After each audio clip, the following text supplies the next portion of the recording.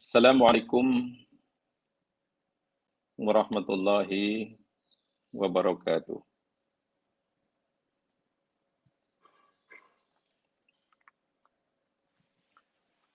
Alhamdulillah nahmaduhu nasta'inuh wa natubu ilaihi wa nastaghfiruh.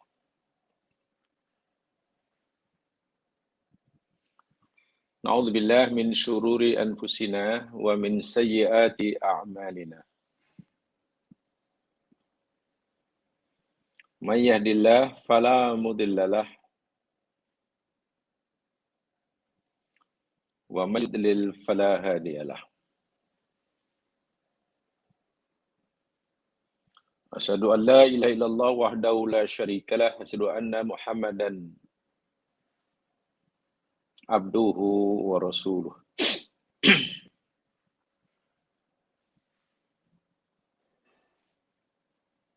Allahumma salli ala Muhammad wa ala ali Muhammad.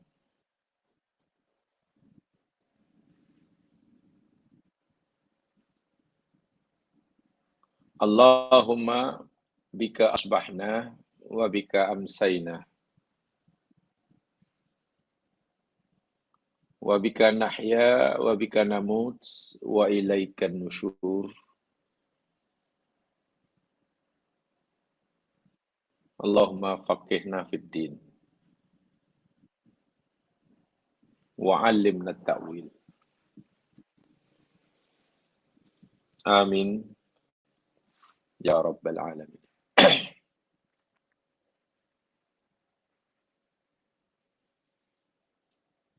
Didoakan mudah-mudahan siapa sahaja daripada kita yang sedang sakit disembuhkan oleh Allah.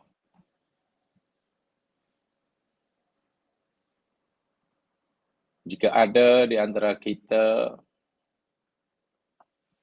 yang sedang tersilap langkah, sesat jalan, diberi petunjuk oleh Allah. Jika ada di antara kita yang sedang menghadapi masalah kehidupan, Allah berikan dia jalan keluar. Jika ada di antara kita yang sedang punya hajat besar, agar Allah kabulkan hajatnya dan Allah meridhoinya. Dipohonkan agar setiap amal kebaikan yang kita lakukan diterima olehnya dan diberikan balasan yang berganda-ganda. Dan yang tak kalah pentingnya, dipohonkan agar segala dosa dan kesilapan kita diampunkan olehnya, digantinya dengan kebaikan, sesuai dengan apa yang dia janjikan di dalam kitab sucinya. Amin ya rabbal alamin. Muslimin muslimat rahimakumullah. Insyaallah hari ini kita akan teruskan siri kajian kita tentang arti kehidupan, haqiqatul hayatid dunya.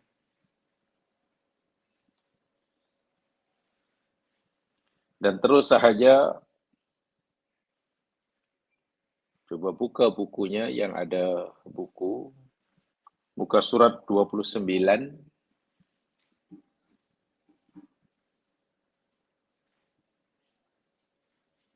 Buka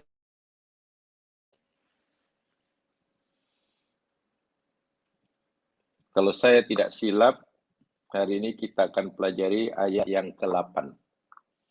Muka surat 29, ayat yang ke-8. Jika tak silap. Betul ke? Sebab saya ingat-ingat lupa. Betul ya, ayat yang ke-8.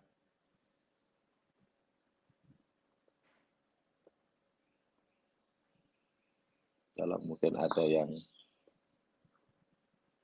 respon, beritahu.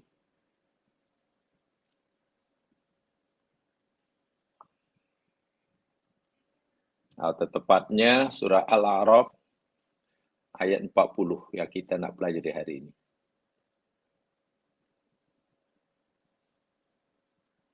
Betul ya?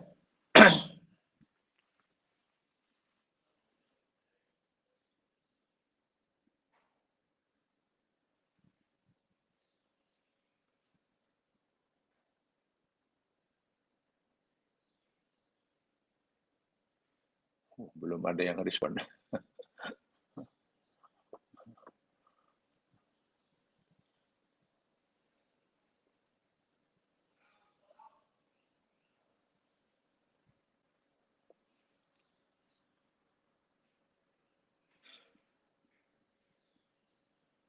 Oke, betul ya? Oke, terima kasih Puan Nur Aini.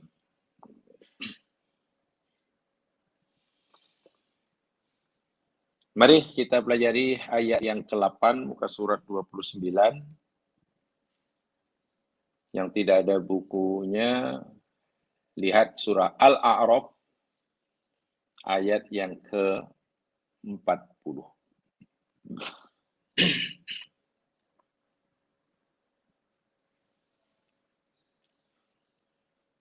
A'udzu billahi minasyaitonir rajim.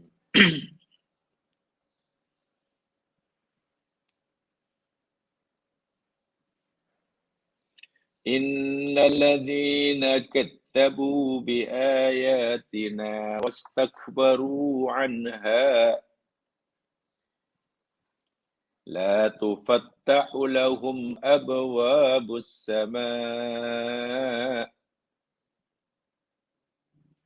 ولا يدخلون الجنة حتى يلج الجمل في سم الخياط وكذلك نجزي المجرمين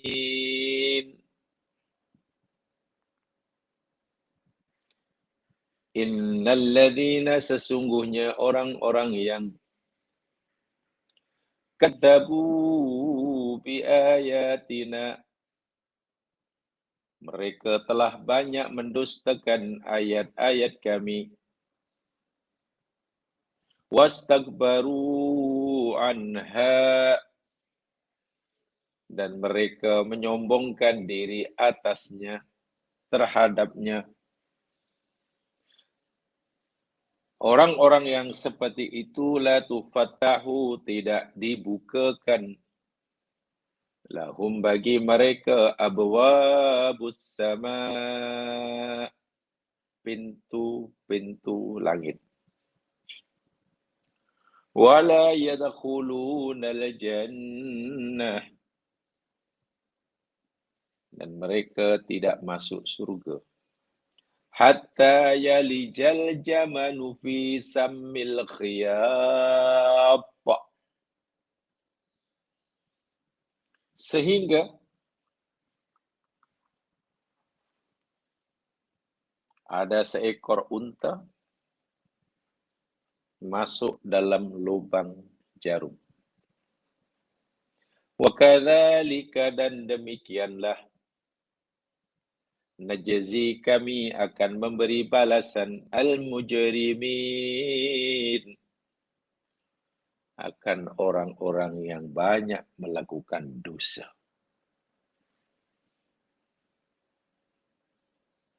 Jemaah sekalian,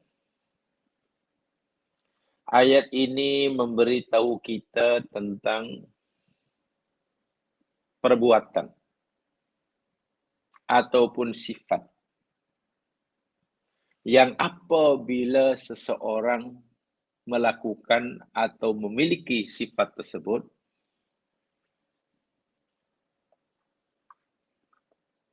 amalnya ditolak, semua yang dilakukan di dunia sepanjang hayatnya sia-sia, pintu surga tidak dibukakan, maknanya tak masuk surga. Bila surga mereka tak masuk, mana lagi tempat kalau bukan neraka.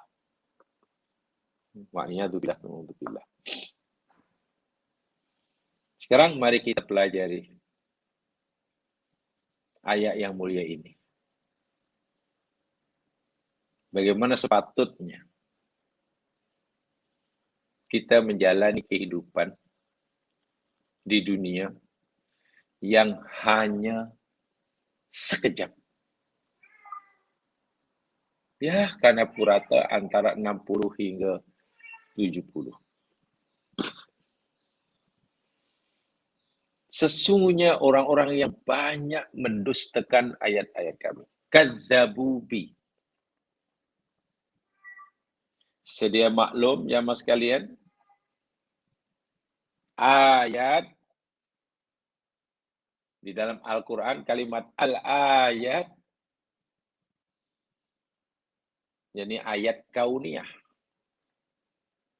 Satu. Ada macam-macam makna ayat Al-Quran. Makna pertama, ayat kauniyah. Yakni ciptaan Allah. Berupa benda yang boleh dilihat, boleh didengar, boleh dipegang. Dan lain sebagainya. Bumi, langit dan isinya. Itu namanya ayat kauniyah. Al-ayatul lati khalaqahullah. Khalaqahullah. Yang kedua, namanya ayat takwiniyah. Tolong jangan salah tulis kalau nak ditulis. Yang pertama, al-ayat al-kauniyah, ayat-ayat yang berupa ciptaan Allah. Bumi, langit dan isinya, alam dan semua universe inilah. Senang ceritanya, universe ini yang kita kenal, yang sudah mulai dipelajari walaupun masih sedikit. Karena ada alam lain yang mungkin bukan universe tapi multiverse, diyakini kewujudannya, tapi pemirsa belum mempunyai pengetahuan yang cukup untuk mengkajinya. Yang kedua, al-ayat at-takwiniyah. Ayat takwiniyah ini kaitannya ayat-ayat yang berkaitan dengan perbuatan Allah. Takwin. Dengan perbuatan. Tadi berupa yang telah tercipta, telah diciptakan. Katalah ada bumi, ada bulan, ada matahari. Nah, bumi, bulan, matahari itu ayat kauniyah. Adapun bila, mana bulan berada betul-betul, bumi, bulan, dan matahari betul-betul berada dalam garisan yang lurus, sehingga bulan dapat menghalang sinar matahari sampai ke tempat kita di bumi, berlaku gerhana. Berlaku gerhana, namanya gerhana matahari. Itu namanya ayat takwiniyah. Ya, ayat takwiniyah. Atau katakanlah umpamanya bulan, bumi, matahari berada yang lurus. Sehingga bumi berada di antara bulan dan matahari. Sehingga bumi kita dapat menghalangi bumi kita, bayang-bayang bumi kita menghalangi sinar matahari sampai ke bulan. Yang kita panggil menjadi peristiwa gerhana bulan. Nah, gerhana bulan itu namanya ayat takwiniyah. Takwin. gunung, ciptaan Allah Subhanahu wa taala. Yang dah boleh kita lihat dan nampak itu. Ayat kauniyah. Lautan, ayat kauniyah. Tiba-tiba tak tahu macam mana lapisan bumi di bawah laut sana bergeser. Wah, kedalaman 50 km di bawah dasar laut. Menyebabkan air yang ada di laut berkocak. Sikit-sikit makin besar sampai partai berlakulah tsunami. Dipanggil ayat takwiniyah. Paham ya? Itu yang kedua. Yang ketiga namanya al-ayat Qur'aniyah. Ini ayat yang diturunkan. Yang ada di depan kita sekarang ini. Dahulu namanya Taurat. Dahulu disebut Injil. Sekarang yang diturunkan Al-Quran. So, secara umum, ayat Allah Subhanahu wa taala yang Allah sebut dalam Al-Quran ini, secara umum ada 3 ini. Ayat kauniyah berkaitan dengan segala yang dicipta. Ayat takwiniyah, segala apa yang dilakukan olehnya. Karena semua benda yang berlaku, itu kerja Allah. Itu perbuatan Allah. Masya'a kana wa malam yasha' lam yakun. Dan itu ayat Qur'aniyah. Ayat yang diturunkan. Firman-Nya, peraturannya, keadilannya. Ketiga-tiga ayat ini, tak ada satu pun yang membolehkan orang tadi mengenal Allah Subhanahu wa taala. Mungkin melihat alam semesta, ia terjadi dengan sendirinya. Boleh jadi. Sikit pun tidak dapat membuka hatinya untuk mengenal siapa penciptanya. Peristiwa, fenomena yang berlaku di alam semesta ini, hujan lebat, banjir besar, panas, terik, kemarau panjang, dan sebagainya. Sikit pun, itu fenomena alam. Tak ada kena mengenal. Didustakan di sini maknanya semuanya itu tidak membuka hati mereka untuk lebih mengenali Allah Subhanahu wa taala yang ada di sebalik semua itu. Lebih-lebih lagi ayat yang diturunkan. Ima Taurat Nabi Musa, Injil Isa, atau Quran Nabi Muhammad. Tak ada satupun yang dipercayai. Orang ini memang orang yang sangat dahsyat perbuatannya. Ditambah pula, dahlah tidak percaya, wastakbaru anha. Istikbar. Dia mau orang lain mengakui, mengiktiraf yang dia ada hak untuk berbuat sewenang-wenang. Dia mau orang lain mengakui bahwa dia punya hak untuk menolak. Untuk cakap apa saja. Itu namanya istikbar. Anha terhadap ayat-ayat tersebut. Saya mau cakap minta maaf, subhanallah, kata, saya mau percaya Quran ke, tak percaya Quran ke, mau patuh ke apa. Kamu semua manusia, kamu mesti mengakui hak aku. Hak kebebasan aku untuk memilih. Kamu tak boleh kata, aku salah. Ini hak aku. Terpulang pada aku. Nah, itu namanya istikbar. Nanti saya jelaskan. Apa beza antara al-kibru, yang terjemahnya sombong, takabur, yang terjemahnya juga sombong, dan istikbar, yang juga terjemahnya sombong. Seringkali kita mau memahaminya sama. Kibrun sombong, takabur sombong, istikbar pun sombong.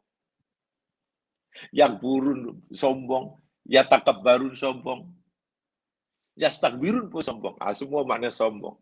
Ya, tak apalah itu terjemahan. Tapi sebenarnya ada perbezaan.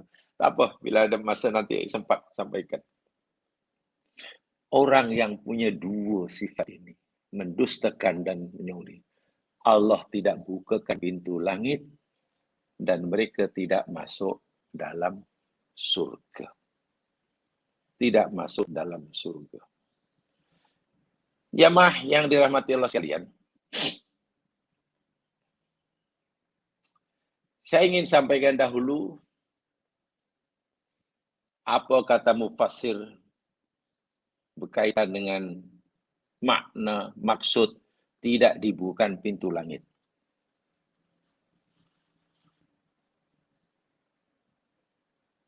Ada yang mengatakan yang pertama, yakni mereka ini tidak mendapatkan ridho daripada Allah. Karena idza futihat laka abwabus sama atakallahu ridho. Apabila Allah membukakan bagimu pintu-pintu langitnya, bermakna Allah telah memberi kamu ridhonya. Sehingga orang yang tidak dibukakan baginya pintu langit, mana orang yang tidak dapat ridho, ya dilaknatlah. Itu makna pertama, ada yang pendapat begitu. Ada lagi, wa idza futihat laka abwabus sama atakallahu tafaul. Apabila Allah bukakan bagi engkau pintu-pintu langitnya, bermakna Allah telah beri kamu harapan. Harapan kesenangan. Cerah masa depan. Mafhum mukhalafahnya, bila orang itu Allah tak bukakan pintu-pintu langitnya baginya, gelap masa depan. Bahasa mudahnya, tiada esok bagimu. Sia-sia hidup. Di dunia mungkin dihormati, disanjung tinggi, punya nama besar, kedudukan besar, pengaruh besar. Tapi bila Allah kata, tiada esok bagimu, mau apa? Puas-puaskanlah hidup kamu. Tunggu beberapa bulan. Karena mungkin umurnya tinggal beberapa bulan. Masuk aja barzah. Tak ada habuan sikit pun. Itu mana pintu langit tidak dibuka. Ada pendapat begitu, mengatakan itu. Ya Allah sendiri tidak menjelaskan apa maksud tidak dibuka pintu. Ini yang pada orang-orang dulu ya sekalian ya. In futihat laka abwabus sama fala yadillu aqluk wala tasqa nafsu. Ya. Ada yang memahami tidak dibuka pintu langit, maksudnya karena apabila pintu langit dibuka, terbuka bagi seorang, la yadillu. Orang itu tidak akan sesat. Hidupnya tidak akan merugi dan celaka. Karena ia sentiasa mendapatkan bimbingan daripada Allah. Bimbingan daripada Allah Subhanahu wa taala. In futihat laka babus sa'ab fala tuhabu illallah wala takhsha illallah wala ta'khudka fillahi laumata laim. Bila pintu langit telah terbuka bagi seseorang, terbuka sehingga hubungan dengan Allah sangat terbuka luas, maka tiada apa yang ditakuti oleh orang itu kecuali Allah. Ya. Dan dia tidak takut pada sesiapa pun selain Allah. Dalam arti kata, inilah orang yang la khaufun alaihim walahum yahzanun. Mafhumnya, jika orang itu tidak terbuka baginya pintu langit, hidupnya penuh dengan ketakutan, kecemasan, dan kesedihan. Dan ada yang memahami, tidak dibukakan bagi pintu langit, maknanya amalnya semua ditolak. Jangankan sampailah ke langit ke-7. Janganlah sampai ke mustawa, sidrat muntaha, ke Allah Subhanahu wa taala. Untuk sampai sana, mesti melalui 7 lapis langit. Setiap langit ada pintu-pintunya. Sebagaimana dalam peristiwa Mi'raj Nabi cerita, Langit pertama ada pintu, dibukakan, naik lagi naik. Jadi kalau langit pertama pun pintu tak terbuka, macam mana nak masuk langit kedua, ketiga, seterusnya. Bermakna amalnya ditolak. Itu yang saya tadi awal, kosong, sia-sia. Nah, pendapat yang saya sampaikan tadi, itu kesan, itu akibat daripada jika amal itu ditolak. Karena pintu langit tertutup. Bila semua amalnya ditolak, sia-sia, kesannya apa? Ya itu tadi. Dia dapat laknat daripada Allah, bukan ridha. Tak ada masa depan. Tiada esok bagimu. Walaupun di dunia orang yang paling percaya.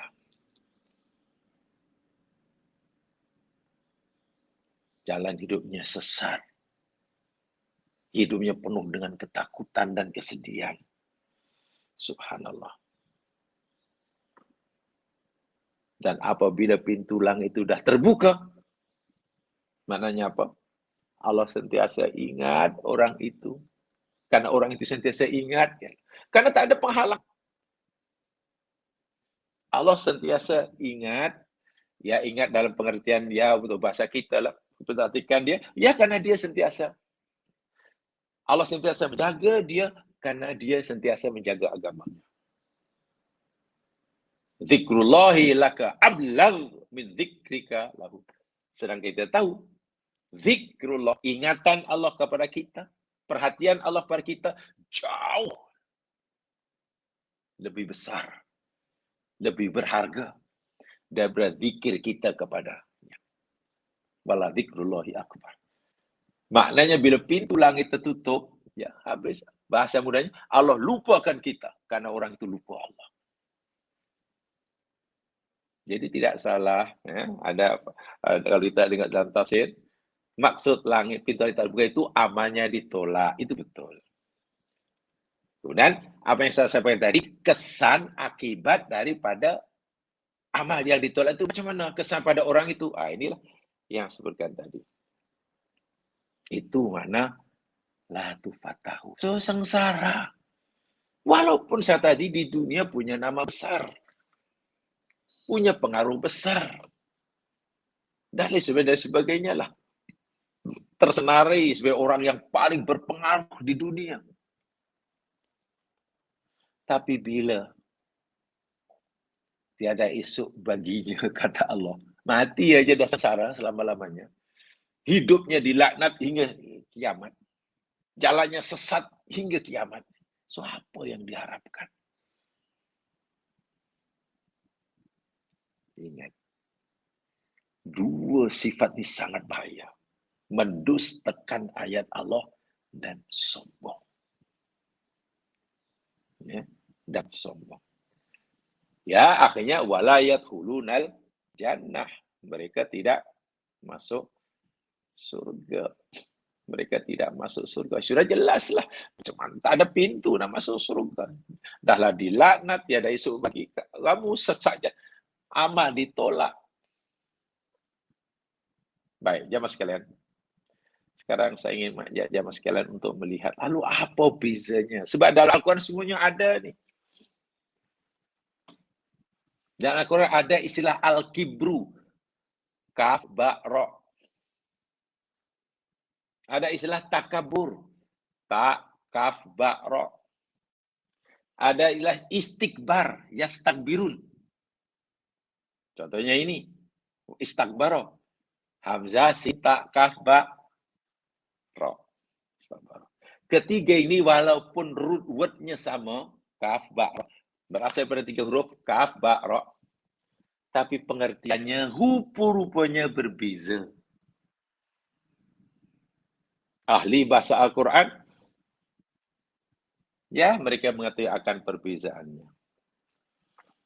Baik, kita lihat daripada yang basicnya. Al-kibru, kaf, ba, ro.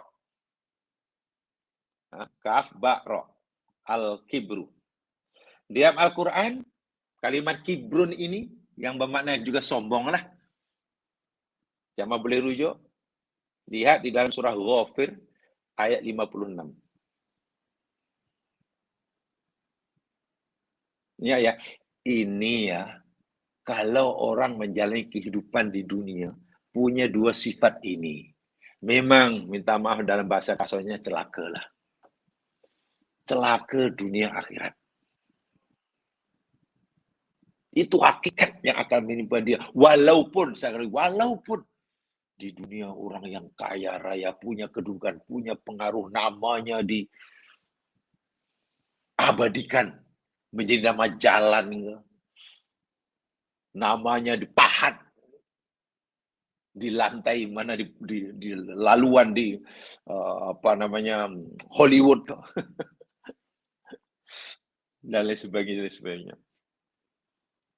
Lihat surah Ghafir ayat 56. Coba lihat. Mari kita pelajari perlahan-lahan.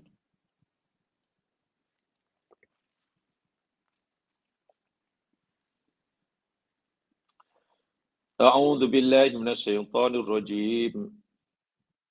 Innal ladzina yujadiluna fi ayatillahi bighairi sultanin atahum in fi sudurihim illa kibrun. Ada ya? Illa kibrun. Kibrun ada lain atau kasih bulatan. Illa kibrun. Illa kibrum ma hum bibalighi. Fasta'idz billah. Innahu huwas sami'ul basir. Innal ladzina, sesungguhnya orang-orang yang membantah, berdebat, yang akhirnya menolak. Fi ayatillah, ayat Allah diperdebatkan, dikaji semula. Betul ke tak betul? Ini peraturan Allah, dikaji ulang. Kena dia ulang kaji semula ni. Adil ke tak adil? Wah, diperdebatkan. Menurut pandangan saya, hukum Allah ni tidak adil. Menurut Allah, ini tidak betul. Ini tak masuk di akal. Mana ada orang makan terus sedap. Tak buang air. Karena cerita tentang surga punya. Muda tak buang. Ini tak masuk di akal. Orang-orang macam ni jadi nufillah ni. Berdebat tentang Allah. Mana Allah tu seperti ini? Hanya satu. Mana mungkin Tuhan hanya satu? Manusia ramai. Hajatnya macam-macam. Belum lagi haiwan, belum lagi pokok. Mana boleh seorang mengurus? Kena ada pembantu. Fi ayatillah. Orang-orang yang suka berdebat, mempertikaikan ayat Allah. Bi ghairi sultanin atahum. Memanglah mendebat ayat Allah pastilah tanpa bukti kebenaran. Pasti. Mana Allah memberikan izin kepada hambanya untuk mempertikaikan ayat-ayatnya? Mana? Sudah jelas salah lah orang ini. Orang yang tergamak mempertikaikan ayat-ayat Allah. Yang tergamak meragui, bahkan saya menolak ayat Allah karena menurutnya adalah tidak sesuai dengan kajiannya, tidak sesuai dengan analisanya, tidak sesuai dengan rasa kemanusiaannya. Sebetulnya satu puncanya. Apa punca? Apa penjawabnya? In fi sudurihim illa kibrun. Tidak ada di dalam hati mereka itu kecuali satu je yang ada, bertengge dalam hatinya. Kibrun. Kibrun di sini maknanya sombong kan? Kesombongan. Itu saja. Bagaimana bila kibrun ada dalam seseorang, habis segala-galanya, Mas. Jangankan yang salah, yang meragukan, yang jelas-jelas benar pun ditolaknya. Ma'hum bibalighi. Fasna'i billah. Hingga akhirnya. Ini kalimat kibrun dalam Al-Quran disebut. Lalu apa itu kibrun yang kita terjemahkan sombong tuh? Jamaah sekalian, kibrun ada yang memahaminya, yakni dhannul insan anahu akbar min ghairihi. Kibrun itu satu penyakit penyakit hati ya. Itu termasuk amrodul qulub, penyakit hati. Letaknya dalam hati. Hati nurani, bukan hati jantung, bukan. Ya. Penyakit hati seorang yang menyangka, meyakini, menganggap dirinya lebih besar daripada yang lain. Itu kibr. Melekat dalam hati. Penyakit yang ada dari seorang yang dengan penyakit itu dia merasa meyakini lebih besar daripada yang lain. Sehingga menganggap yang lain itu semuanya kecil. Karena dia merasa besar. Menganggap dirinya baik. Lebih baik daripada yang lain. Sehingga dirinya yang baik, yang lain semuanya tak baik. Dirinya benar, satu-satunya. Yang tak sama dengan dirinya, salah belakang. Itu kibrun. Sehingga Nabi kira ditanya, ya Rasulullah macam mana kibrun ni ya Rasul? Sebab ramai daripada kita, ya Rasul engkau bersabda, la yadkhulu jannata man kana fi qalbihi mithqalu dzarratin min kibrin. Tak akan masuk surga orang yang dalam hatinya kibrun, walaupun hanya seberat darah. Macam mana ya Rasul?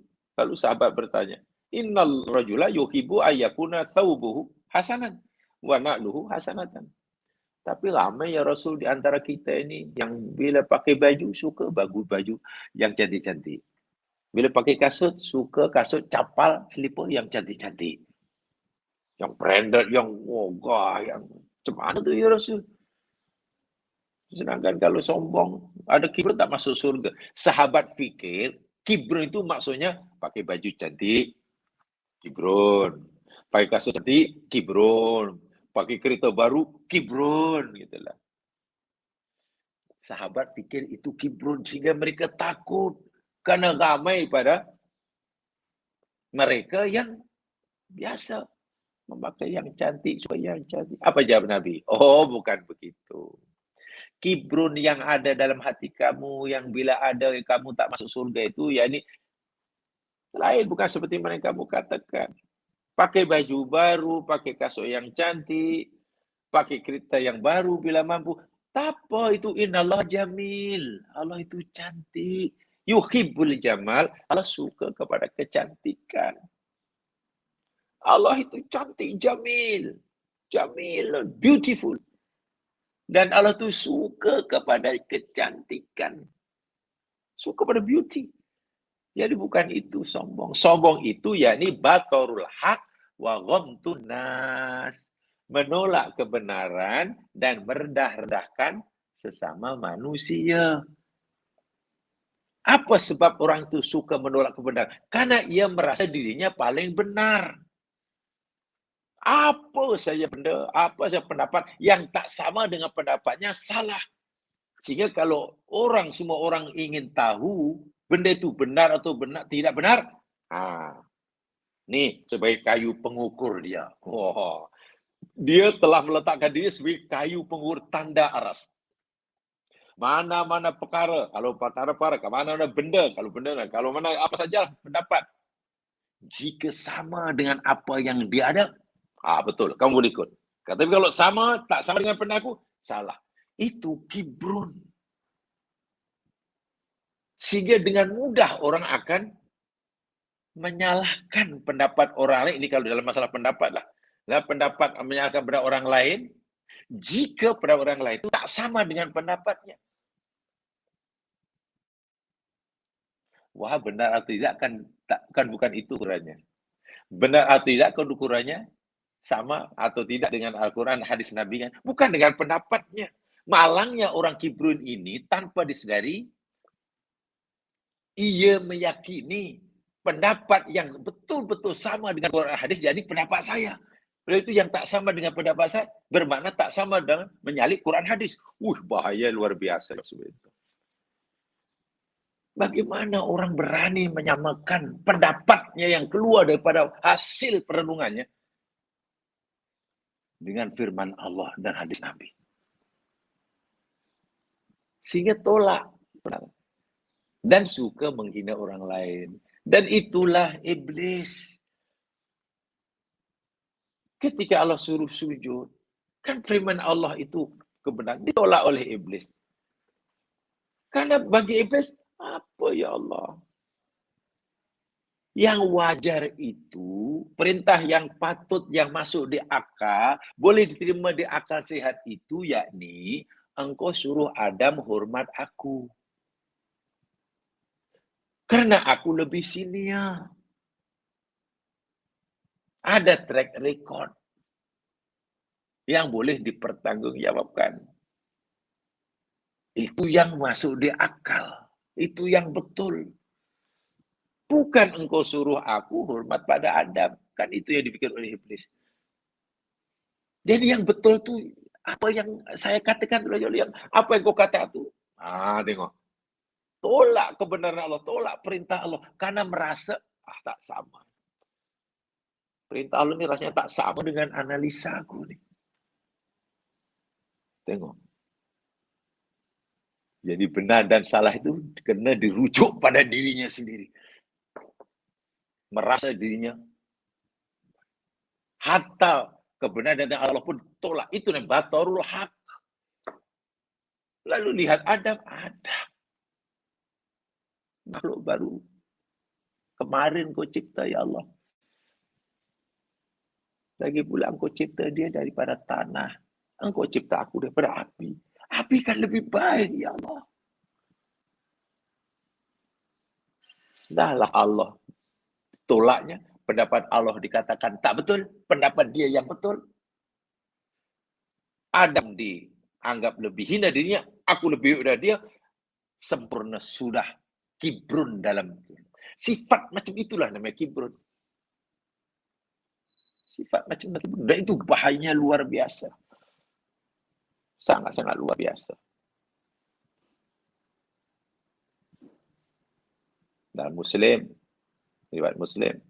Daripada sahabat Salamah bin Aqwa. Anna rajulan akala inda Rasulullah SAW bisimali. Ada seorang laki makan di majlis Nabi. Makan dengan tangan kirinya. Lalu Nabi bersabda, qul biyaminik. Hai kawan, makanlah dengan tangan kanan. Kan awak punya tangan kanan. Lagi pula tangan kanan pun sehat. Bukan sakit, makanlah dengan tangan kanan. Orang itu kata, la statik ya Rasul. Tak boleh lah. Tak boleh lah makan dengan tangan kanan. Tak boleh. Saya tak boleh.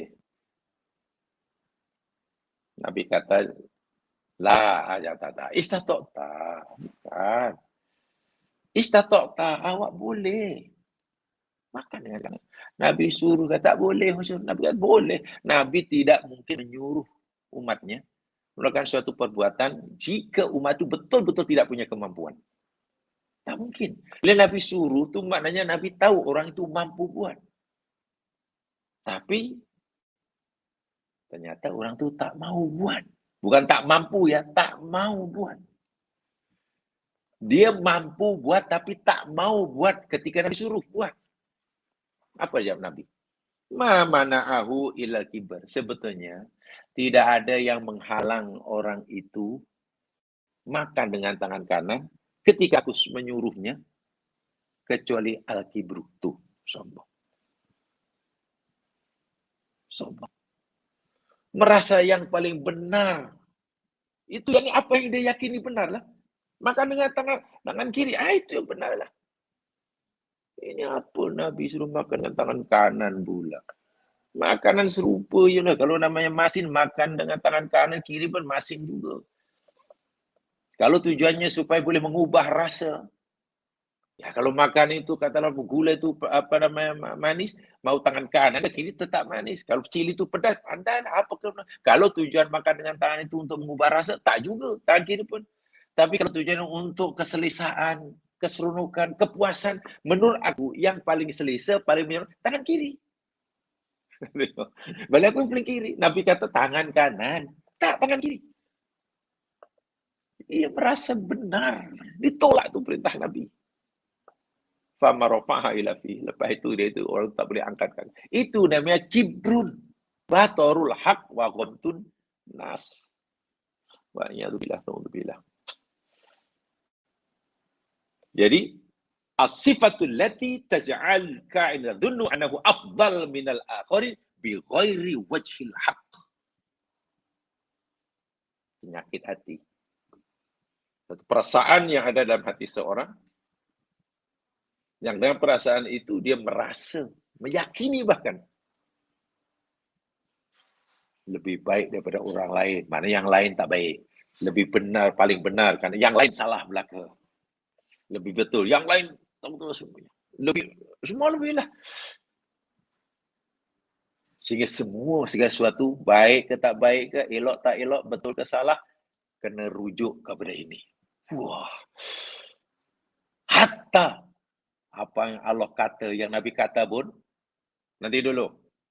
Apa yang Nabi kata, urut Nabi ini betul ke tak betul, nanti dulu. Saya fikir dulu. Kalau rasa-rasa yang Nabi kata ini sesuai dengan pendapatku, betul lah. Kamu boleh amalkan. Tapi kalau rasa tidak. Itu letaknya dalam hati ya mas ya. Kibrun. Hati-hati itu. Itu mana kiber. Yang kedua namanya takabur. Takabur. Kabur dari takabbar.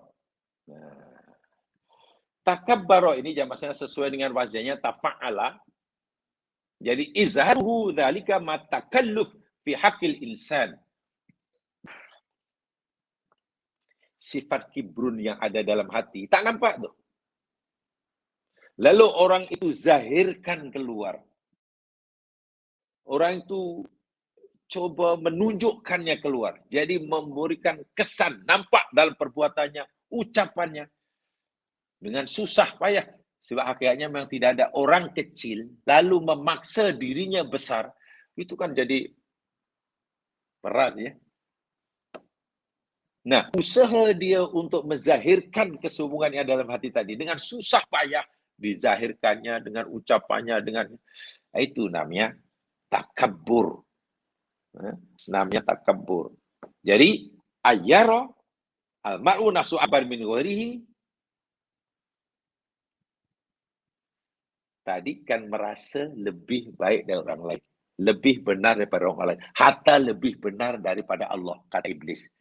Iblis, pemikiran Iblis, dia yakini lebih benar daripada firman Allah.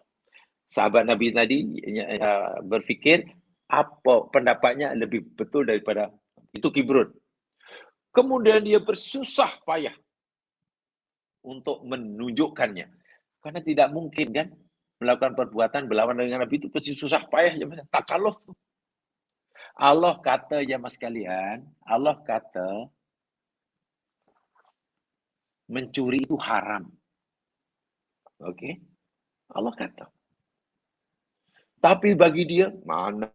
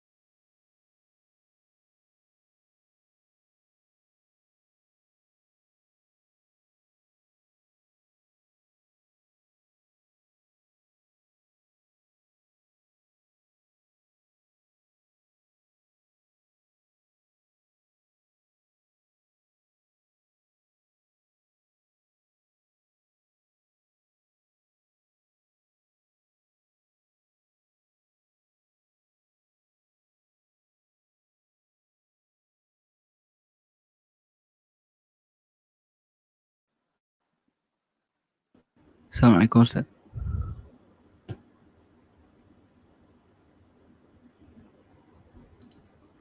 Halo?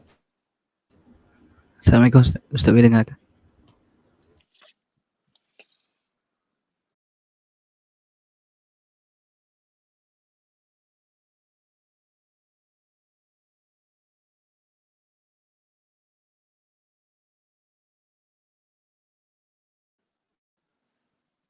Assalamualaikum Ustaz. Masalah, halo? Okey, sekarang dah okey Ustaz. Apa aja? Ustaz, freeze tadi. Iyalah, apa aja tiba-tiba hilang freeze. Tak pasti, mungkin internet Ustaz. Apa ya? Ini internet kebetulan sekarang saya seorang yang pakai. Dekat modem pula tu. Signal bukan tinggi. Tak tahu apa sebab. Saya ulanginya sekalian. Katalah Allah, apa yang Allah kata itu 100% betul ya. Allah kata jangan rasuah, katalah. Jangan rasuah. 100% betul. Kemudian orang itu meragukan keharaman rasuah. Karena baginya kalau tak rasuah mana boleh hidup. Mana hidup senang maksudnya. Kami perlu mendapatkan punya sekian. Dan kami hanya nampak satu cara untuk mendapatkannya dengan mudah, rasuah. Sebenarnya di sini sudah mulai meragui kebenaran firman Allah. Rasuah itu haram. Dia lebih meyakini apa kata hatinya. Rasuah itu makruh saja. Makruh saja. Nah, akhirnya ditolak. Mana mungkin dia mengikuti peraturan Allah yang diragui kebenarannya. Pasti akan dia mengikuti ini. Nah, itu kibran. Itu kibran tuh. Kemudian dia coba zahirkannya dalam perbuatan. Karena menurut aku rasuah itu hanya makruh. Makruh pun hanya makruh tanzih. Ya, dia akan rasuah lah. Oke. Sekarang kita pikir. Adakah orang rasuah itu kita pikir tak penat? Orang rasuah itu perlu mengeluarkan energi tenaga yang tidak kecil, tidak sedikit. Ya. Orang melakukan maksiat itu perlu energi, tenaga, waktu, yang tidak mudah.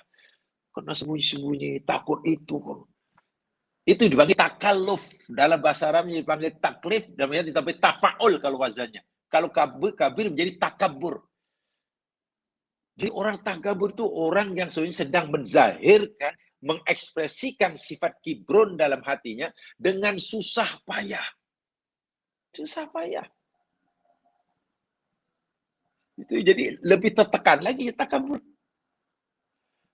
Jadi sifat kibron yang sudah dizahirkan melalui perbuatan nyata dengan penuh susah payah. Itu namanya takabur. Orangnya dipanggil mutakabbir. Nah, orangnya dipanggil mutakabbir. Dan itu Masya Allah dalam Quran diancam neraka juga. Fadkhulu abwaba jahannam khalidina fiha. Masuklah kamu dalam neraka jahanam. Kekal selamanya. Fala bisa matbal mutakabbirin. Mutakabbirin. Jahanam itu tempat yang paling sesuai ya. Itu paling buruk bagi orang mutakabbir. Dahlah dengan kibrun saja jamaah sekalian orang itu dah tak boleh masuk surga. Dengan kibrunnya dalam hati tadi. Apa yang kata Allah salah. Apa yang itu salah. Walaupun belum dizahirkan. Bahasa kami dahulu belum diaktualisasikan. Baru itu pun sudah dosa. Nah sekarang bila ingin dizahirkan, dinampakkan, diterjemahkan dengan perbuatan, dengan ucapan, sehingga memberi kesan kepada orang lain, penuh dengan susah payah. Macam nak susah tak susah payah. Kibra itu bercanggah dengan hati nurani. Kita menafikan kebenaran yang dibuat oleh sahabat, itu pun kalau kita susah payah nak mau, perlu tenaga yang lebih dan ekstra untuk menafikannya. Itu baru kebenaran disampaikan oleh orang yang sejawat dengan kita. Bagaimana bagi seorang anak yang ingin menafikan kebenaran, ingin menderhaki orang tuanya, lagi berat. Lebih dahsyat bagaimana seorang hamba ingin menafikan kebenaran perintah Tuhannya. Benar. Itu namanya takabur. Jadi kibur sebenarnya yang sudah dapat dizahirkan. Dan menzahirkan sifat takabur bukan mudah, perlu energi yang kuat, tenaga yang lebih. Sebab itu hidupnya tekan. Orang mutakabir ini tertekan ya sekalian. Tertekan. Hari-hari macam mana supaya orang ini boleh tak tenang. Itu mutakabir. Ayat yang sedang kita pelajari bukan mutakabir, mustakbirin, istakbaru, lagi dahsyat. Apa mana itu istakbaro kalau itu? Kalau kibrun itu menyakit dalam hati, duduk di situ. Sambil baring sudah merenya, itu salah tuh orang tuh, yang betul saya. Ada orang itu teruk tuh, ini yang baik saya. Orang itu bilang, itu pun sudah dosa. Menghalang dia daripada masuk surga. Apalagi bila perasaan kibrun sudah dizahirkannya, keluar berupa perbuatan, ucapan, dan melakukannya bukan mudah, tapi susah payah, takalluf, tafa'ul, takabur. Itu lagi. Nah, atas lagi, mustakbir. Istakbaro, yastakbiru, mustakbir. Apa itu mustakbir? Dari istakbaro. Wazannya istaf'ala. Dan salah satu makna wazan istaf'ala yakni lid tolab. Tolab itu maknanya untuk meminta, mencari. Jadi istakbaro itu maknanya yakni orang yang meminta, mencari. Minal ghairi ayak beruhu. Orang yang berusaha mencari pengiktirafan. Orang yang berusaha mencari pengakuan daripada orang lain yang dirinya punya hak. Punya hak untuk sombong tadi. Kalau saya katalah merasa diri saya paling benar, saya merasa punya hak mendakwa, mengklaim diri saya paling benar. Semua yang tak sama dengan saya salah. Kalau saya mengklaim diri saya punya hak, merasa paling baik, semua lain jahat. Perasaan itu nama kibrun. Kemudian bila saya keluarkan, saya zahirkan dari perbuatan, sehingga orang melihat, oh orang itu, nampak kibrun saya menjadi nampak, perbuatan kita jadi takabur. Nah, yang istikbar itu mana? Istikbar itu jika saya berusaha mencari pengiktirafan, pengakuan, pengesahan daripada orang lain bahwa saya punya hak untuk punya sifat itu. Sehingga nanti bila saya menunjukkan takabur saya, tidak ada sesiapa pun yang berhak menafikannya, melentangnya. Maka saya disebut mustakbir. Sifat yang ada dalam saya dipanggil istikbar. Mau buat apa pun, saya merasa berhak. Dan orang lain mesti mengakui bahwa saya ada hak untuk itu. Usaha saya untuk pastikan semua orang mengakui yang saya punya hak untuk itu, namanya istikbar. Jahat tak jahat orang itu? Jahat.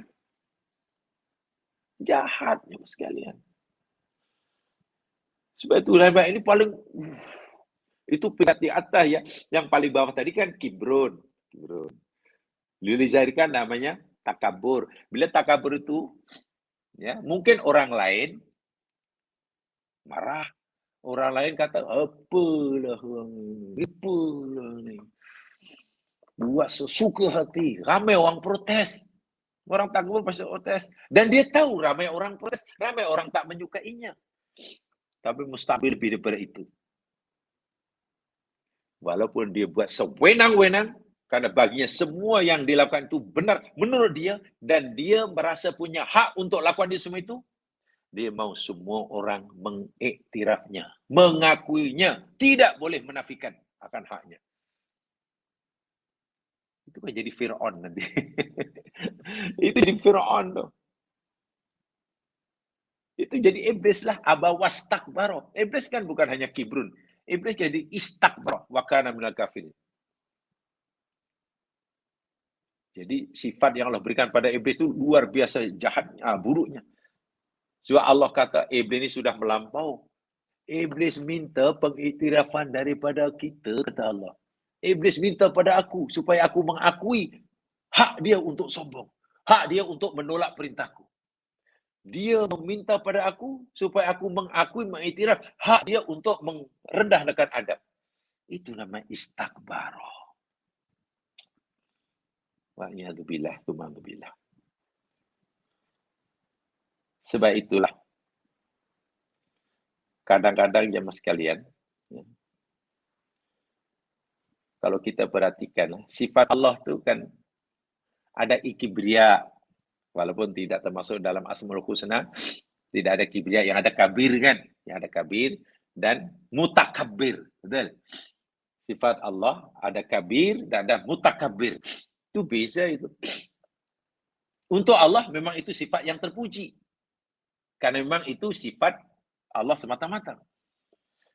Tapi coba cari dalam Al-Quran atau hadis. Ada tak Allah punya sifat mustakbir? Kita tidak akan temukan. Kita tidak akan temukan dalam literatur Islam, ajaran agama Islam, Al-Quran ke, hadis ke, ada yang sahih, hadis palsu, Allah alam lah, yang menyatakan bahwa Allah itu punya sifat al-mustakbir. Tak ada. Yang ada al-mutakabbir. Yang ada al-mutakabbir. Kenapa? Tadi kan al-mustakbir itu maknanya meminta kan, istaf'ala. Kalau al-kibru, al-kibru, ya boleh jadi itu istiqaq, hak. Allah memang berhak punya sifat kabir. Sebab itu zat yang ada hak untuk punya sifat kibrun itu namanya mutakabbir. Dan itu Allah Subhanahu wa taala saja. Ingat ya. Hanya Allah saja yang punya sifat mutakabbir. Karena Allah saja yang punya hak untuk diakui semua yang dikatakan benar, yang dibuat benar, yang dikehendaki benar, tak ada yang salah daripadanya, semuanya baik belaka. Itu hanya sifat Allah. Bila sifat itu kita rampas menjadi sifat kita, kita menjadi manusia yang paling jahat karena sudah merampas hak Allah. Kenapa Allah tidak punya sifat al-mustakbir? Di sini. Kenapa Allah tidak punya sifat al-mustakbir, tapi ada al-mutakabbir? Kan tadi al-mustakbir itu maknanya, yakni talabul kibri min ghairi istihqaq. Yakni mencari keagungan diri, mencari pengiktirafan orang lain bahwa dirinya punya hak untuk kibrun. Saya tak ada hak untuk kibrun. Oke? Kita sebenarnya tidak ada hak untuk punya sifat kibrun. Paham ya? Kemudian saya berusaha mencari pengiktirafan orang lain agar mereka mengiktiraf yang diri saya ada hak untuk kibrun. Sedangkan saya tidak punya hak untuk kibrun. Saya dipanggil mustakbir. Saya itu kenapa Allah tidak punya sifat mustakbir? Karena Allah memang sudah ada hak. Tidak perlu pengiktirafan. Orang mengiktiraf Allah punya sifat punya hak untuk kibrun atau tidak, Allah tetap mutakabbir. Allah tetap kabir. Betul kan? Allah Maha Penyayang, betul? Kita manusia mengiktirafnya ke, mengakuinya ke, mempercayaikan mereka, kan tidak ada kesan sama sekali bagi Allah. Ada orang langsung tidak percaya Allah itu Maha berkuasa. Ya, Allah tidak menjejaskan kuasa Allah sikit pun. Keburukannya menimpa orang itu. Semua orang mengakui Allah itu Maha Kuasa. Kuasa Allah tidak akan bertambah. Sebaliknya kebaikannya kembali pada orang itu. Jadi Allah tidak perlu meminta hambanya, aku ini orang, tolonglah aku, yang aku ini punya hak untuk. Tak, Allah memang ada hak. Jika Allah suruh kita mengakui yang dia itu mustakbir, bukan karena Allah perlu pengakuan kita. Dan jika kita tidak mengakuinya, lalu Allah hilang haknya. Bukan. Allah suruh kita mengakui sifat-sifat yang mulia itu demi kepentingan kita. Bukan untuk kepentingan Allah. Tolong fahami benar ini. Allah suruh kita meyakini dia Ar-Rahman, dia Ar-Rahim, dia Mutabir, dia Aliyul Qadir. Itu bukan untuk kepentingan Allah. Itu untuk kepentingan kita. Sebab jika kita mengakuinya pun, kekuasaan Allah, kemuliaan Allah tidak bertambah. Semua orang tidak mengakui kuasa, kemuliaan Allah tidak berkurang. So, paham ya? Di sini. Jadi secara ringkas, kalau mutakabir, atau Allah memang mutakabir karena memang Allah ada hak untuk punya sifat kabir. Dan sifat kabir Allah itu Allah zahirkan, Allah nampakkan sehingga kita nampak, oh iyalah memang Allah bila. Sebab kita pun Allahu Akbar, memanglah semua yang benar itu mesti apa kata dia. Semua yang baik itu mesti apa kata dia. Semua yang betul itu mesti apa kata dia. Dia memang kabilah, kita tak boleh nafi itu. Allah hanya suruh kita menyadari, mengakui itu semua. Dan untuk kepentingan kita, bukan untuk kepentingan Allah ya. Jadi seorang ini, kibur itu dalam hati, lekat situ. Belum dikeluarkan, belum dizahirkan, itu pun sudah menghalang orang itu daripada masuk surga. Allahu Akbar. Kemudian bila dizahirkan pula, dengan susah payah, menjadi takabur namanya. Bila orang itu berusaha untuk meminta pengakuan orang lain terhadap sifat yang sepatutnya tidak berhak memilikinya, namanya mustakbir. Wa'iyadzubillah. Ya, memang agak susah mungkin memahami penjelasan ini. Jadi kalau jamaah agak susah memahami penjelasan saya, tolong ditanya kepada yang lainnya. Saya rupanya yang paling mudah. Itu kalau kita ingin membezakan apa beza kibrun, takabur, dan istikbar. Dalam ayat ini, yakni disebut mustakbir. Yastakbiru. Ayatnya tadi, yakni wastakbaru anha. Dan mereka sombong. Manusia tidak berhak. Ketiga-tiga ini manusia tak layak, tidak berhak siapapun dia. Jangankan istikbar, jangankan takabur, kibrun pun manusia ini tidak berhak. Bayangkan dong. Jangankan istikbar menjadi mustakbir, jangankan takabur menjadi mutakabir. Kibrun pun tak berhak. Manusia ini tak ada hak untuk. Yalah kalau dalam bahasa sombong tadilah, tidak berhak sama sekali. Jamaah sekalian, saya ingin sampaikan ya, satu ucapan yang, ya Allah minta maaf mungkin dalam sepintas lo macam tak sopan ya.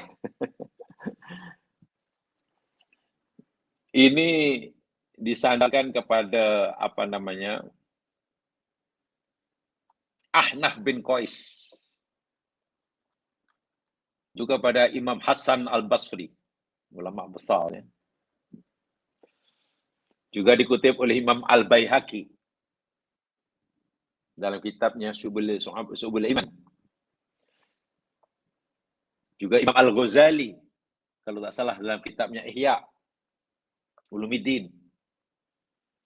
Juga oleh Imam Az-Zahabi yang terkenal itu dalam kitabnya Syiarul A'lamin Nubala. Mungkin sudah familiar dengan nama kitab dia. Syiarul A'lamin Nubala, kalau Imam Az-Zahabi. Disandarkan kepada salafus soleh bernama Al-Ahnaf bin Qais. Ada yang mengatakan disandarkan kepada Ali bin Abi Thalib. Ucapan itu berbunyi begini. Ajaban libni Adam. Kaifa yatakabbar. Waqad kharaja min makhrajil bauli marratain. Allah Akbar. Dulu mula-mula tahu ini ya. Pedas sungguh lah kritikan dia. Tapi mentah mungkin bagi budaya Melayu yang mungkin punya budaya yang lembut, sopan santun yang tinggi, sifat malu yang begitu besar, mungkin bunyi agak Pelik ya. Sebab begini terjemahnya. Ajaban libni Adam. Kata mereka ini. Ulama yang saya sebutkan tadi. Sungguh aneh sekali anak Adam ini. Pelik. Mengherankan. Anak Adam ini makhluk yang pelik. Mengherankan. Aneh. Kaifa yatakabbar. Macam manalah mereka menyombongkan diri. Takabur. Merasa punya hak untuk buat sewenang-wenang. Merasa punya hak untuk dijadikan tanda aras kebenaran.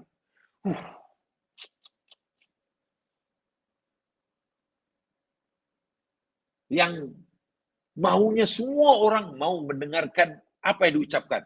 Sedangkan dia tidak pernah mau mendengarkan apa kata orang. Pelik manusia ini. Begitu sombong dan angkuh. Waqad kharaja min makhrajil bauli maratain. Sedangkan manusia ini makhluk yang telah keluar daripada jalan tempat keluar air kencing 2 kali. Maaf, ini bahasanya seperti itu lah. Manusia macam mana bisa dibohong? Sedangkan dia makhluk yang keluar daripada jalan laluan air kencing 2 kali.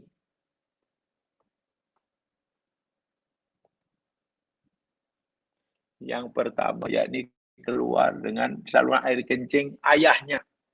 Minta maaf. Kan semua kita tercipta pada maniun yumna. Betul? Maniun yumna.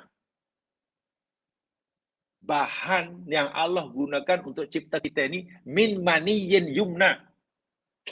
Sperm. Lelaki. Mana ayah kita lah. Spermatozoa. Dari mana keluarnya? Saluran air kencing. Pertama. Kedua, setelah dikandung oleh ibu kita. Minta maaf, ibu kita mengeluarkan kita dahulu. Melahirkan melalui mana? Saluran air kencing juga. Jadi kita ni makhluk yang keluar daripada saluran air kencing 2 kali. Apa yang menjadikan kita sombong? Orang-orang alim dahulu melihatnya sejak dia. Sebab itu aku pelik jika ada orang sombong, orang takabur, orang belagak, orang action. Bahasa kami dahulu, bahasa ini broken lah. Jalan mengingkang. Sedorlah. Rakyat biasa, orang kecil, orang susah, orang hitam, orang miskin, orang sebab orang, hinggalah katalah raja sultan yang paling berkuasa, maharaja. Lahir ke dunia ini, dicoba melalui saluran air kencing 2 kali. Jadi bila ingat macam tu, Allahu Akbar. Bahkan Imam Ali berkata, macam mana manusia itu bisa disombong? Sedangkan ia makhluk hidup, kalau dalam bahasa bebas lah, kata Ali bin Abi Thalib. Sedangkan semasa hidupnya, dia itu kemana-mana bawa tandas. Kita ini makhluk hidup yang kemana sahaja, duduk ke, berdiri ke, berjalan ke, di rumah ke, pergi ke majlis kahwin ke, pergi takziah ke, mungkin sedang ambil bahagian dalam kontes apa namanya Mr. World ke, dalam apa Miss World ke, Mr. Asia ke, dia itu tandas berjalan.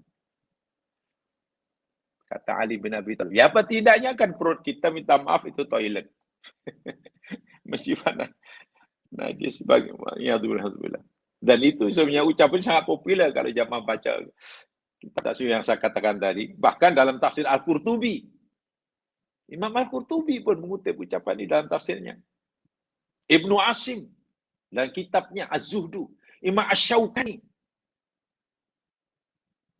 Dalam tafsirnya. Hasan Basri dah jelas. Tapi dengan bunyi.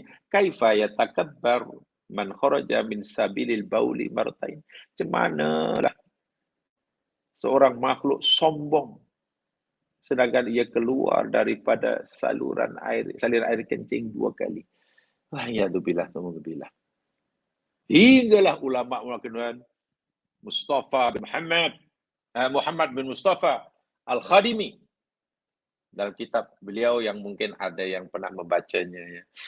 Saya nasihat inilah, ya ini apa yang saya pegangi ya, yang saya pegangi ya sekalian ya. Saya tidak memaksa orang lain mengikutinya. Kami dahulu diajar dalam belajar kalau ada masa, dalam membaca dan mengkaji kalau ada kesempatan, jangan suka membatasi kajian. Caranya ada masa ya. Jangan suka membatasi buku bacaan.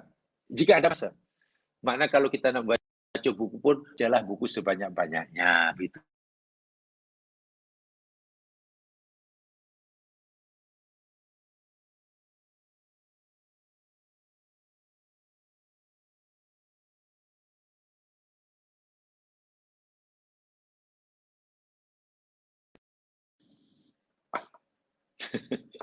Hilang lagi, bro.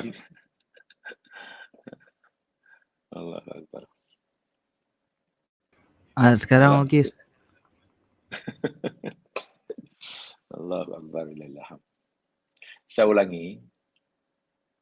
Ini yang saya pegang ya. Saya tidak memaksa orang lain begitu ya. Karena pesan Guru saya, bila ada kesempatan, saya ada kesempatan ya, ada waktu kesempatan, bila membaca buku itu jangan membatasi buku yang nak dibaca. Kalau boleh sebanyak yang boleh. Karena kan tidak semua buku yang kita baca itu kita percayai dan kita amalkan. Sekurang kita dapat maklumat yang banyak dengan pelbagai. Ya. Contohnya saya sebutkan terakhir tadi, dalam kitab Barikoh Mahmudiyah, Ja'far As-Shadiq. Ya mungkin ada orang yang mungkin tak suka. Ada orang sebut Ihya Ulumuddin. Wah, ada yang tak suka. Dengar orang tak suka. Ihya Ulumuddin Imam Ghazali. Oh, itu banyak hadis-hadis yang palsu umpamanya. Okeylah kalau betul ada hadis yang palsu. Takkan semuanya salah. Itu maksud saya lah. Kitab yang luar biasa. Khasnya daripada Orian Masalah Hati. Takkan hanya karena mungkin ada hadis yang palsu, dia disahkan palsu, kemudian semua kita tolak. Ini bagi saya rugi. Bagi saya rugi. Salahnya ada masa ya. Lainlah kalau tak ada masa suntuk. Ya belajarlah, bacalah buku, ikut keutamaan. Itulah. Tapi kalau saya katakan jika ada masa. Ya itu bahkan. Dan kitab beliau yang itu apa namanya? Barikoh Mahmudah, Ja'far As-Shadiq.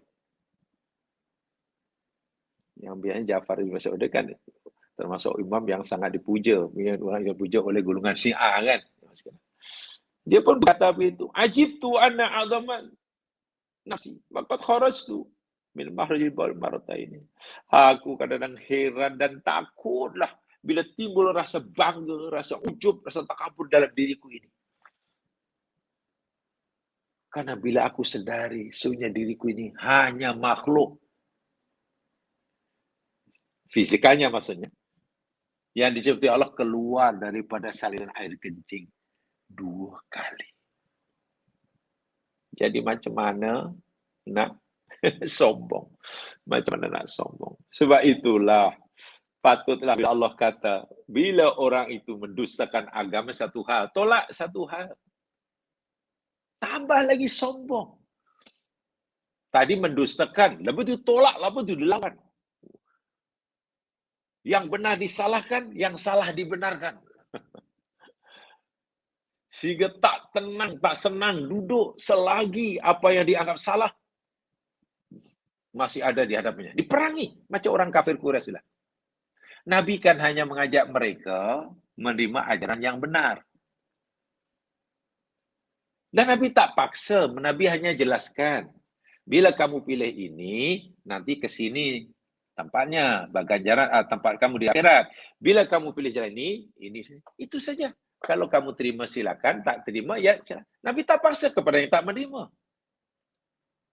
Mereka dahlah tak mau menerima, dilawannya pula Nabi, diusirnya jadi perang. Nabi melawan lah. Nabi kena bertahan lah.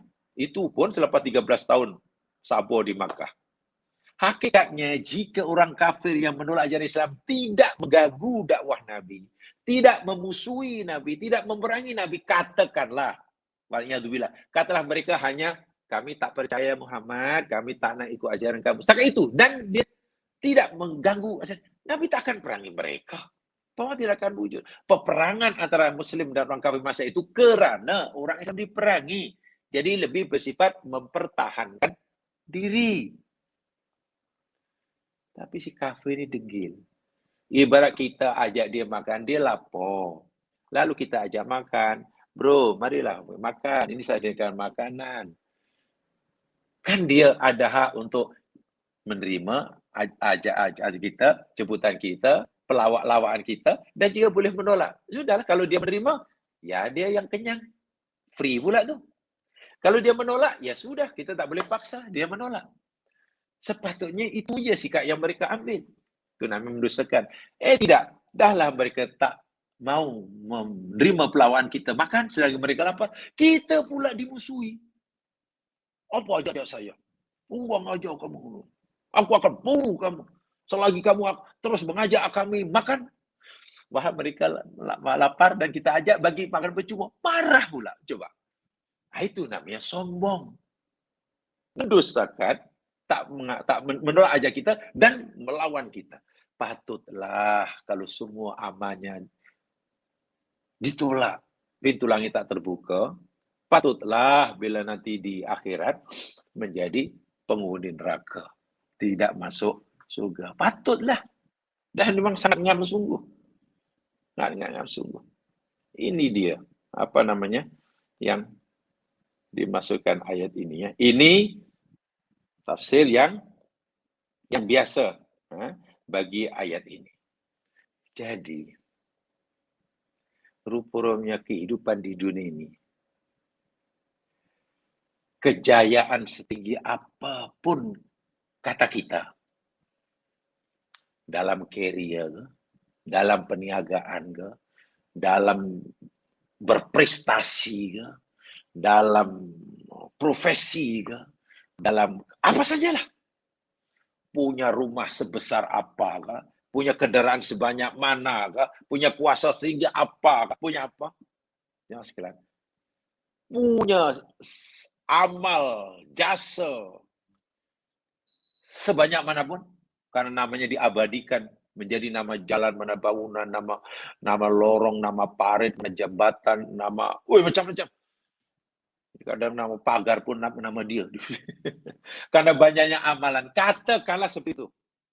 Tetapi, jika si pelaku ini, katalah kita yang orang itu, dan kita punya dua sifat ini. Kebenaran yang datang pada Allah, kita tolak.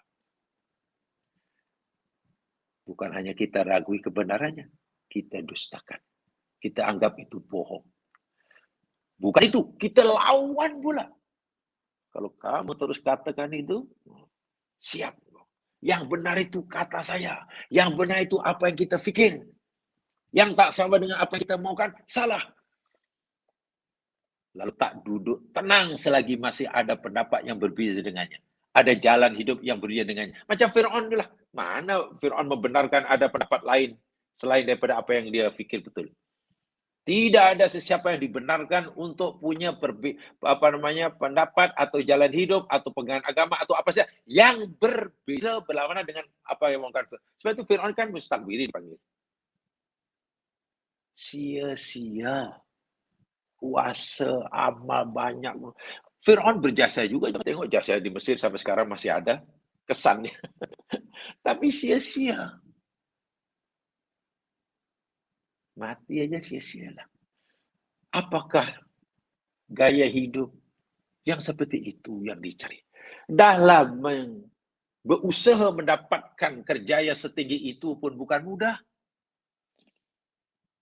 Penat, katalah kalau umurnya katalah 75 tahun katakanlah.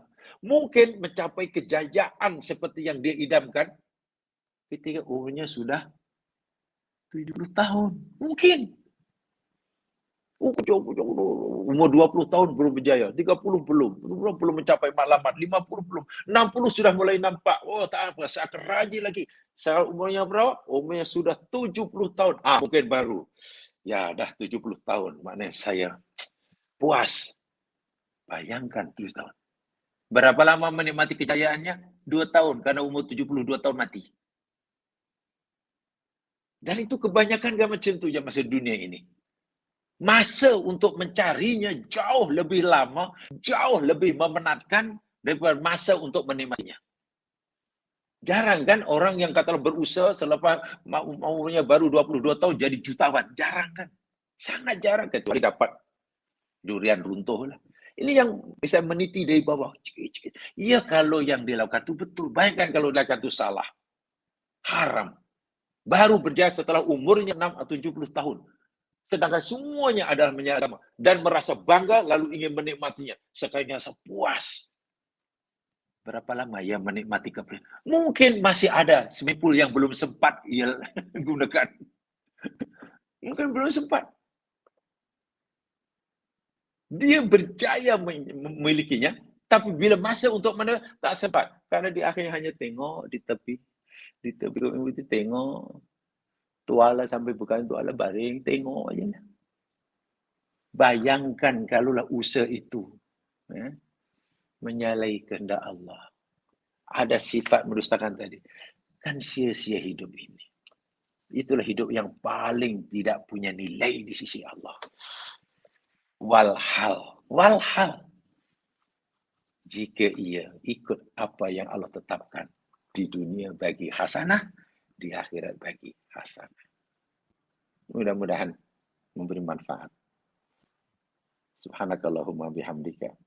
Asyhadu an la ilaha illa anta. Astaghfiruka wa atubu ilaik. A'udzu minasyaitonir rajim. Innal insana fi khusr. Alladziina aamanu wa 'amilus shalihaat tawassaw bil haqq wa tawassaw bis sabr. Assalamualaikum warahmatullahi wabarakatuh.